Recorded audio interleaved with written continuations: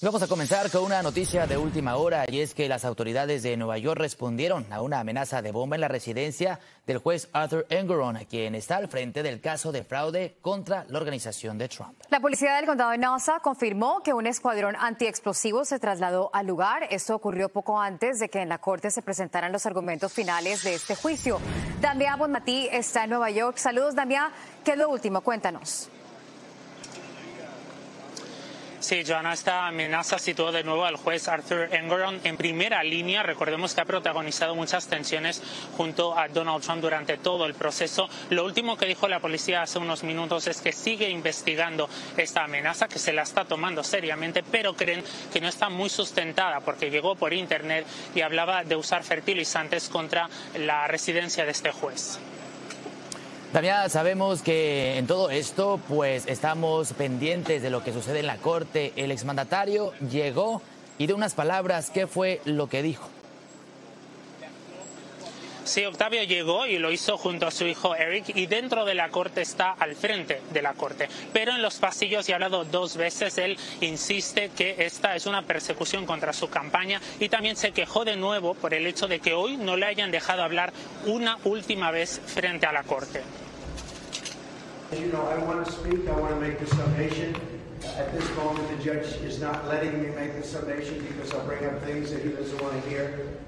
And it's a very unfair trial. Nobody's seen anything like this. Damián, ¿y qué dijo la fiscalía que está acusando a los Trump? Mira, la fiscalía aquí es bien importante porque quien está acusando es la fiscal general de Nueva York, que es Leticia James, que es demócrata. Ella, de camino a la corte, insistió y dijo que durante este proceso se demostró que los Trump hicieron fraude durante años, que se enriquecieron indebidamente porque lo que hicieron, dice, fue elevar el valor de sus propiedades. Las consecuencias para los Trump pueden ser bien graves. Pueden encarar multas de hasta $370 millones y también que se les suspenda la posibilidad de hacer negocios aquí en el estado y en la ciudad de Nueva York. Esperamos una sentencia hasta final de mes o antes que eso, según dijeron fuentes de la corte a nuestros colegas de NBC News. Perfecto, muchas gracias, Yamea, por ese reporte. Seguimos al pendiente y hay que recordar que todo esto ocurre pues en medio de campañas políticas donde el exmandatario continúa siendo uno de los favoritos del lado republicano. Pasamos a Ecuador, que amanece bajo una tensa calma y blindado. La ola de violencia que azota esa nación mantiene a la población aterrada y la vida prácticamente paralizada. Todo esto mientras el presidente Noboa firmó un decreto que califica de terroristas a los integrantes de los grupos criminales y anuncia estrategias para intentar devolverle la seguridad a ese país. Ecuador vive su 4.º día en estado de excepción tras haber declarado una guerra interna contra 22 organizaciones criminales.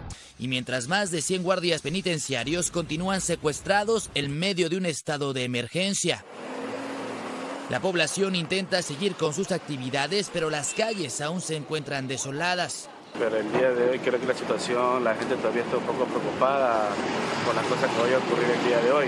Hoy, solo algunos negocios han reabierto sus puertas, mientras que las clases continúan canceladas en todo el país. Hemos tomado medidas que debieron haberse tomado hace mucho tiempo.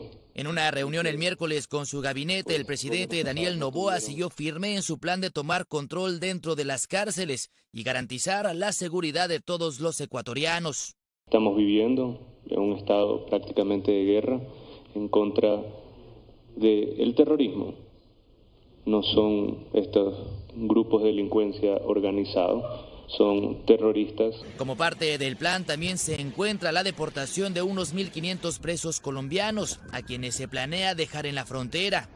Ante el anuncio y la ola de violencia en el vecino país, la frontera entre Colombia y Ecuador ha sido militarizada. Nosotros tenemos en este momento desplegado un amplio dispositivo en la frontera con nuestro hermano país de Ecuador, y con las autoridades ecuatorianas se vienen llevando a cabo operaciones combinadas. La policía y el ejército de Ecuador continúan teniendo presencia en zonas identificadas con el mayor índice criminal. Tras los hechos ocurridos el martes en un canal de televisión en Guayaquil, las autoridades reportan el arresto de al menos 70 personas y el decomiso de 340 objetos, entre ellos bombas Molotov, armas de fuego y cartuchos.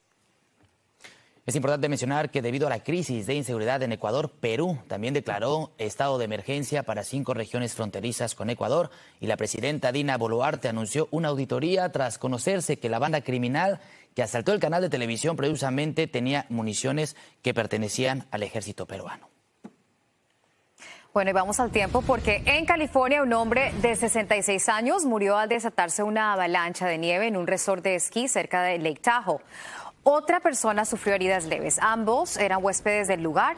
La luz de nieve obligó a suspender las actividades unos 30 minutos después de su apertura.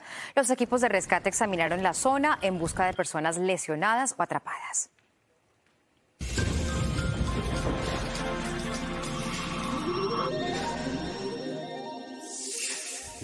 Y siguiendo con ese tema, la enorme tormenta invernal que azota de costa a costa sigue haciendo estragos. Ha dejado ya a su paso nevadas y lluvias en el noreste, inundando carreteras, cerrando escuelas, dejando sin electricidad a miles de usuarios y ocasionando incluso la muerte de al menos 5 personas. Hoy las condiciones invernales también golpean el sur de California. Con el pronóstico de lo que podemos esperar para las próximas horas nos acompaña Carlos Robles. Él es nuestro jefe de meteorología de Noticias Telemundo. Carlos, en esta tercera tormenta, ¿cuáles son las principales amenazas? Muy buenas tardes. Buenas tardes, compañeros. Se trata de otra nueva tormenta que pudiera ser aún más intensa que las pasadas dos. Y debo resaltar el hecho de que en esta ocasión trae un ingrediente principal, que es una masa de aire polar que tendrá impactos extremos en el país, sobre todo con una caída dramática en temperatura. Vamos a detallarlo. Vean que ya las alertas en términos de tormenta invernal se han puesto en vigor. 44 millones de personas, incluyendo la ciudad de Chicago, hacia lo que es el oeste del país. Ahora bien, vean ustedes cómo todo va a evolucionar. A medida comience a acercarse a Texas y se propague hacia los Grandes Lagos y el medio oeste, va a comenzar a ganar intensidad, generando tiempo severo hacia el sur, desde Texas hacia Alabama, mientras que en Chicago, en el medio oeste, en Green Bay, en Milwaukee, en esas localidades, nieve sobre todo intensa. Inclusive se entiende que se pueden emitir avisos de ventisca. Esto significa que la nieve va a ser intensa, los vientos van a estar soplando a 35 millas por hora y el problema con esto es el siguiente, de que el viento al soplar fuerte levanta la nieve que está en el piso y reduce la visibilidad a menos de un cuarto de milla. Esto paraliza la ciudad. Hay que resaltar que el tiempo severo ya para el viernes incluirá desde la ciudad de Atlanta, Raleigh, Charleston, inclusive Jacksonville y el Panhandle de la Florida nuevamente con tornados de larga duración y vientos que sobrepasen las 70 millas por hora. Luego el sábado se mueve hacia el noreste del país, de Boston a Filadelfia, con más lluvia, potencial de inundaciones y vean la nieve estancada en la ciudad de Chicago por 2 días consecutivos, dejando caer probablemente 14 pulgadas de nieve en 48 horas. Y hablemos ahora del ingrediente final y el que pudiera ser significativo. Vean esa invasión polar de aire sumamente gélido en Dallas. El martes en la mañana se pueden sentir temperaturas de -7, -26 en Kansas y -28 en la ciudad de Chicago. Realmente condiciones sumamente peligrosas. Como diría mi abuela, ¿no? Te duelen hasta los huesos con este frío. Es preocupante. Yo recuerdo, yo estaba en Dallas en 2021 cuando hubo esa tormenta invernal y fue terrible. 246 personas murieron y ERCOT, quien maneja la red eléctrica, dicen que están preparados. A proteger plantas, mascotas y sobre todo nuestras residencias. Gracias, Carlos. Claro que sí.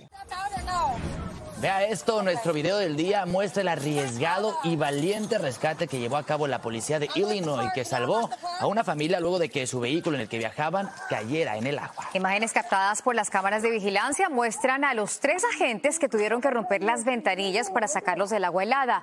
La investigación preliminar sugiere que el accidente se produjo cuando el conductor confundió el acelerador con el pedal del freno. La temporada de elecciones aquí en Estados Unidos ya comienza aquí en Iowa el 15 de enero y nunca es demasiado pronto para empezar a planificar cómo vamos a participar y ejercer nuestro derecho al voto. Por eso aquí en Noticias Telemundo, junto a nuestra cadena hermana NBC, lanzamos una herramienta que le puede ayudar a usted a hacer precisamente esto. Mira, Marías, ¿cómo funciona? Cuéntanos. Es importante prepararnos. Muy importante prepararnos, planificarnos. Joana, Octavio, muy buenas tardes. Es un año muy importante. Bueno, esta herramienta es muy simple y fácil de usar. Lo primero es ir a esta página, planificatuvoto.com, o también pueden usar ese código QR que ven ahí en su pantalla. De ahí vamos a elegir el idioma preferido y ahora sí, vamos a comenzar. Lo primero es ir a esta pestañita, vamos a elegir un estado. por ejemplo, en Nueva York. Luego a la derecha podemos elegir entre las elecciones primarias o las elecciones generales. Si elegimos las elecciones primarias, es muy importante tener en mente que ahí es donde vamos a elegir al candidato de cada partido. Te van a salir datos, reglas y fechas límites de tu estado para votar en esas elecciones previas a las del 5 de noviembre. Pero ojo que ya comienzan. La primera es el caucus de Iowa, como bien decía Joanna, este lunes. Ahora, si pones elecciones generales, te saldrá toda aquella información relevante al gran día, como cuánto falta y las contiendas claves. En cada estado vas a ver la presidencia y la Cámara de Representantes, pero en algunos se disputan el Senado y también gobernaturas. Al seguir deslizando, verás una serie de respuestas a preguntas sobre cómo, cuándo y dónde registrarte, también qué hacer para votar, cómo hacerlo por correo o de manera anticipada y qué documentos necesitas si lo haces en persona. Y además también vas a ver este mapa interactivo que nos responde un par de dudas más. Por ejemplo, si hay algún cambio grande en las elecciones electorales desde el 2022. En el mapa podemos ver que en la mayoría del país no hay tantos cambios, pero en algunos estados sí, como por ejemplo California, Carolina del Norte y también Virginia. Así que, en resumen, una herramienta muy fácil de usar y que nos va a facilitar muchísimo la vida en este año electoral que es tan importante para cada uno de nosotros. Muy útil. Y hay que votar. Es lo importante. Sí. Muy importante, cada voto cuenta. Gracias, Miriam. Gracias.